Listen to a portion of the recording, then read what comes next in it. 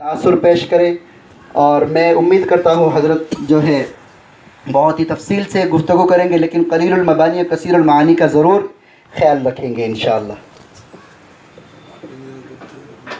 السلام علیکم ورحمۃ اللہ وبرکاتہ۔ بھائی آج کا یہ جو مختصر سا جلسہ ہے، یہ جو نشست ہے، یہ حضرت مولانا اسرار الحق صاحب کی تعزیت کے لیے ہے۔ تو آج کے اس جلسے میں صدر جلسہ ہمارے حاجی زاہد صاحب، مہاراشٹر ایکشن کمیٹی، اسی طریقے سے علماء ایکشن کمیٹی کے صدر مولی قاری الطاف صاحب، اور نائب صدر مفتی وحید الزماں صاحب، اور حاجی نویس صاحب، اور دیگر یہاں پہ جو علماء اکرام ہیں تشریف فرما۔ سب سے پہلے تو میں حضرت مولانا اسرار الحق صاحب نور اللہ مرقدہ کے زندگی پر کچھ بیان کروں۔ اس سے پہلے میں ہمارے حاجی زاہد صاحب جو ہے، مجھے ایکچول میں خوشی اس لیے ہوتی ہے کیونکہ حاجی صاحب کے ساتھ ایک لمبے زمانے سے میں جڑا ہوا ہوں، تو ایک چیز میں نے یہ دیکھا ہوں، انتقال چاہے چھوٹے کا ہو یا بڑے کا ہو، ہمارے حاجی صاحب کے یہاں پہ تعزیتی مجلس ضرور ہوتی ہے، اور یہ صرف اس وجہ سے کیونکہ ان کا جو دلی اور قلبی جو تعلق ہے وہ اللہ والوں کے ساتھ، علماء اکرام کے ساتھ اور اہل علم کے ساتھ ہے۔ یہ اس بات کی علامت اور نشانی ہے۔ میں دعا کروں گا اللہ تعالی ہمارے حاجی صاحب کے اس تعلق اور محبت کو ہمیشہ ہمیشہ باقی رکھے، آمین۔ لوگوں کو یاد ہو یا نہ ہو، مجھے اچھی طرح سے یاد ہے، ہمارا جمعیت کا آفس ادھر ہوا کرتا تھا قادریہ کے سامنے، وہاں پہ ہم لوگوں نے ایک دو نشستیں کیے تھے تعزیت کی۔ حاجی صاحب کو شاید یاد ہوگا، حضرت مولانا یونس صاحب رحمۃ اللہ علیہ کے جو فرزند ہے حضرت مولانا فاروق صاحب کا جب انتقال ہوا، مجھے لگتا شاید پونا یا مہاراشٹرا میں کسی مدرسے والوں نے اور کسی تنظیم والوں نے تعزیتی مجلس رکھے یا نہیں رکھے، لیکن حاجی صاحب کے یہاں ان کے لیے بھی ایک تعزیتی مجلس ہوئی تھی، اور ان کے بعد میں بھی جو اللہ والوں کے بزرگان دین کے ہمارے بڑے علماء کے انتقال ہوئے، تو یہ جو چیز ہے نا، یہ اصل میں دلوں کے اندر اپنے بڑوں کی محبت کو زندہ رکھنے والی ہے۔ تو یہ بہت ضروری ہے آج کے زمانے میں کہ ہمارے لیے انہوں نے جو قربانیاں دی یا ان کی جو خدمات ہے، اس کے اوپر ہم تھوڑی سی روشنی، تھوڑی سی تعزیتی مجلس، تو قوم تک اور دوسروں تک یہ میسج پہنچ سکے کہ بھائی ان لوگوں نے اپنی زندگی میں کیسے کیسے کارنامے انجام دیے تھے، کیسی کیسی خدمات انجام دی تھی۔ ابھی مفتی وحید الزماں صاحب نے ان کی صحبت میں رہ کر جو چیزیں حاصل کی تھی، جو تفصیل کے ساتھ میں بتلائی ہے، نئی نئی چیزیں خود مجھے سیکھنے کے لیے ملی کہ حضرت مولانا کا مکان ابھی تک بنا نہیں ہے۔ حضرت مولانا کا جو مکان ہے وہ آج بھی پترے کا ہے، حالانکہ جو ممبر آف پارلیمنٹ ہوتے ہیں ان کو ہر مہینے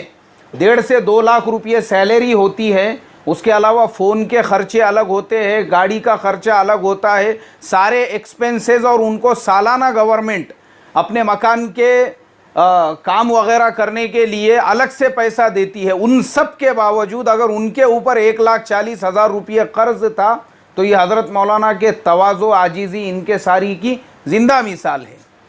اور اللہ نے جو دلوں میں مقبولیت دی، میرا جو حضرت سے تعلق تھا وہ یہی کہ طالب علمی کے زمانے میں ان کے مضامین پڑھا کرتا تھا، تو میرے مائنڈ میں ایسا تھا، چونکہ ہمارے زمانے میں یہ مضامین وغیرہ لکھنے والے جو علماء ہوتے ہیں وہ ایک دم ٹیپ ٹاپ ہوتے ہیں،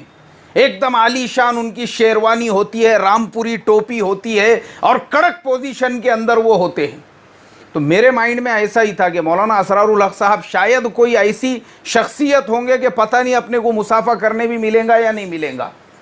لیکن جب ہم نے ان کی سادگی دیکھی کہ یہ تو یار ایسے ہے جیسے ہمارے یہاں مسجدوں میں آنے والے بڑی عمر کے بزرگ لوگ ہوتے ہیں کہ کوئی بھی ان سے مل سکتا ہے، مصافحہ کر سکتا ہے، تو واقعی میں اتنا متاثر ہوا کہ میں نے بھی حضرت مولانا کی طرح سے لکھنا شروع کیا، اور میں اتنا متاثر ہوا، مضامین لکھا کرتا تھا میں، میرے پاس آج بھی ریکارڈ میں ہے، لیکن میرے ساتھ میں حادثہ ایسا پیش آیا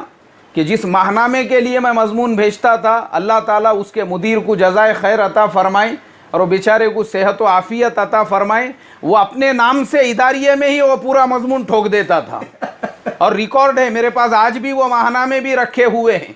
اس نے اداریے کے اندر پورا کاپی پیسٹ کر کے جو ہے اپنے نام سے ایڈیٹوریل جو ہوتا ہے، اور ہم اتنی محنت سے، کیونکہ وہ زمانہ ایسا تھا کہ اس زمانے کے اندر اپنے پاس میں ریکارڈ، وہ نہ کمپیوٹر کا زمانہ تھا، نہ لیپ ٹاپ کا، نہ وہ موبائل کا، نہ واٹس ایپ کا، کچھ بھی نہیں ہے۔ آپ کھیڑے گاؤں میں اپنا ایک مضمون لکھ کے پوسٹ کے اندر ڈال کے ان کو بھیج رہے ہیں، اب کون بھیجا، کس نے بھیجا، کیا آپ کو معلوم ہے، ان کو معلوم ہے۔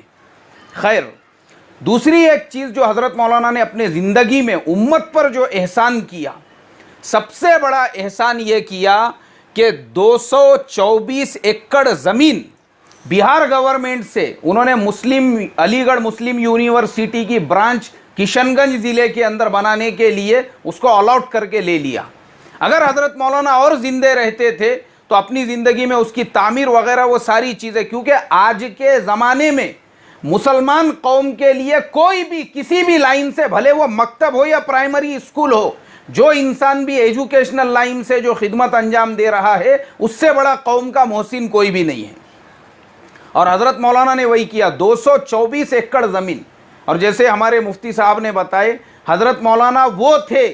جب انہوں نے 2009 کا الیکشن جو لڑا کشن گنج ضلع سے، جب وہ کھڑے ہوئے تھے، ریکارڈ توڑ ان کو جیت ملی تھی۔ پورے بہار کے ہسٹری کے اندر وہ اکیلے ایسے ایم پی تھے، ممبر آف پارلیمنٹ تھے، جن کو سب سے زیادہ ووٹوں سے کامیابی ملی۔ اور کل میں نے جب حضرت مولانا کے زندگی پہ یوٹیوب پر ہمارا 784واں سبق ڈالا، تو راکیش کمار نام کے ایک نوجوان نے ایسے انداز کے اندر لکھا جیسے کہ کوئی مسلمان لکھتا ہے کمنٹس کے اندر، اس نے لکھا کہ اللہ تعالی حضرت مولانا کو جنت میں جگہ عطا فرمائے، وہ صرف مسلمانوں کے مولانا نہیں تھے، بلکہ ان کے مسلمانوں کے دل میں جتنی عزت اور محبت تھی، ہمارے دلوں میں بھی اتنی ہی عزت اور محبت ان کے لیے تھی، کیونکہ بغیر بھید بھاؤ کے مفتی صاحب نے بتایا کہ 5 لاکھ گاؤں کا انہوں نے دورہ کیا تھا۔ اور سادگی کا یہ عالم، ہمارے زمانے میں اگر کوئی معمولی نگر سیوک بن جائے تو جب تک 8-10 چیلے چمچے چپاٹے اس کے پیچھے نہیں رہتے، وہ گھر کے باہر نہیں نکلتا، کیونکہ پیچھے فوج لگتی اس کو، کہیں پہ بھی جائیں گا 2-4 رہے ساتھ میں تو لگتا اس کو میں باہر نکلا بول کے۔ اور حضرت مولانا ایم پی ہونے کے باوجود وہ پیر میں چپل نہیں ہے، کیچڑ ہے پورے راستے میں، پولیس کی پوری سیکیورٹی، دونوں ہاتھ سے ایسا پیجامہ چڑھا کے کیچڑ میں پیر ڈال کر گاؤں کا اور دیہاتوں کا دورہ کر رہے ہیں۔ یہی وہ سادگی تھی جس کی وجہ سے اللہ تعالیٰ نے ان کو پالیٹکس میں بھی چمکایا، اور دوسری طرف اللہ نے کہاں چمکایا بھائی؟ دینی اعتبار سے بھی۔ تو ہمارے لیے دونوں اعتبار سے نمونہ تھے۔ اللہ تبارک و تعالی حضرت مولانا کی قبر پر کروڑوں رحمتیں نازل فرمائیں، آپ کو کروٹ کروٹ جنت نصیب فرمائیں، جنت الفردوس میں ان کو جگہ عطا فرمائیں، اور ہم جیسے لوگوں کو ان کے نقش قدم پر چل کر سادگی والا طریقہ کار اختیار کرنے والا بنائیں۔ اللہ آمین ثم آمین۔ السلام علیکم ورحمۃ اللہ وبرکاتہ۔